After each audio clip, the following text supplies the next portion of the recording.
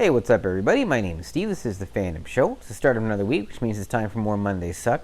We've been looking at music and sports the past 2 weeks, so today we're bringing it back to superheroes, which is the bread and butter of what we do here on the Fandom Show. There's a thunderstorm raging outside right now, so I'm sort of fighting Mother Nature. I'm hoping that this video is not going to be ruined by some unfortunate thunderclaps, so fingers crossed on that.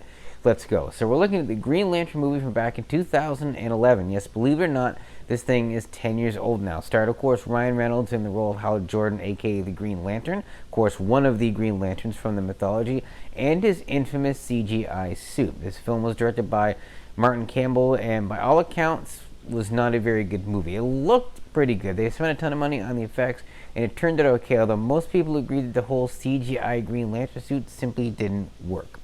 The movie made $220 million on a budget of about $200 million, which you might think about that and say, well, at least it made a little bit of money, but actually no, because aside from the budget, there was millions and millions put into marketing, and they didn't get that back. So in the end, it ended up losing money. It was not very well received critically either. It has a rating of somewhere around 30 out of 100 on Rotten Tomatoes. And basically, the general consensus is this movie was all show and no go.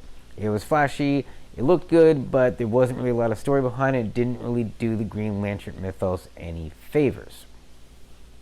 So why didn't it work? Well, again, they seem to put all the money towards the special effects and not so much into the story. I'll be honest. I've never watched this movie end to end. I've tried to watch it several times. I just can't do it. It bores me. I don't find it interesting. I've never been able to endure an entire showing of this movie. So maybe the ending is better than the beginning. I don't know. But given that the critical response is pretty even across the board that this thing is not very good, I'm going to go with that. And based on what I saw, I can definitely see where they're coming from with that. Of course, as with other not very good superhero movies, there was a planned sequel to this one. It got canned. There were later on notions of maybe Green Lantern showing up with the Justice League and doing some stuff with Batman that Zack Snyder had referenced. That never happened. Right now, though, as most superheroes do, because there's always money to be made, they always come back again. There is a Green Lantern TV show in the works. It's going to be on HBO Max. Not starring Ryan Reynolds.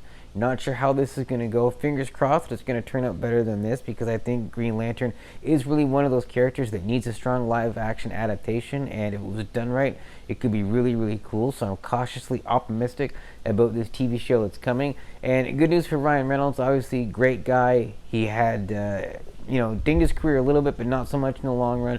He obviously starred in Deadpool, which is another certain type of superhero movie. Did an absolutely outstanding job with that. And so he's still doing well for himself.